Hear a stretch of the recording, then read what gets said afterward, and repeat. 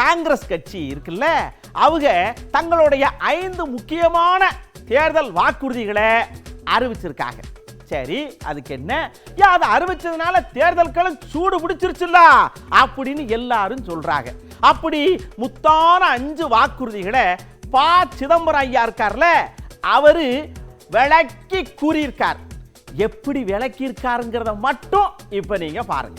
காங்கிரஸ் கட்சியின் தலைமையிலே அரசு அமைந்தால் முதல் கேரண்டி 30 லட்சம் காலி இடங்களையும் பூர்த்தி செய்வோம். இரண்டாவது கேரண்டி, கேள்வித்தாள் கசிந்தால் அந்த குற்றவாளிகளை அடையாளம் கண்டு விரைவு நீதிமன்றங்களில் ஃபாஸ்ட் ட்ராக் கோர்ட்ல அவர்களுக்கு தண்டனையை பெற்றுத் தருவோம்.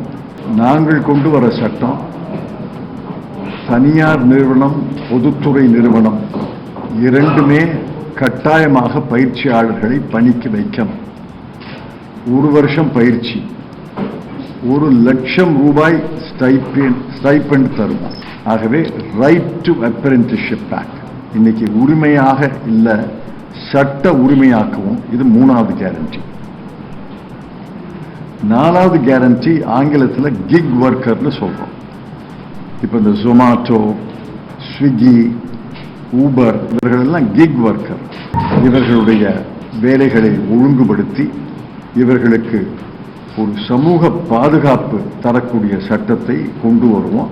இது 4வது கேரண்டி. 5வது கேரண்டி ஸ்டார்ட்.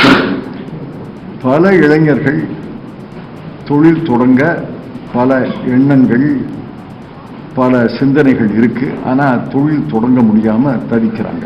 காரணம் முதலீடு கிடையாது, முதல் கிடையாது. அதை ஒரு நாடாளுமன்ற தொகுதிக்கு 10 கோடி என்று பிரித்து தந்து அந்த நாடாளுமன்ற தொகுதிக்கு உட்பட்ட இளைஞர்கள் தொழில் தொடங்க முன் வந்தால் அவர்களுக்கு இந்த 10 கோடியிலிருந்து முதலீடுக்காக உதவி செய்யப்படும்.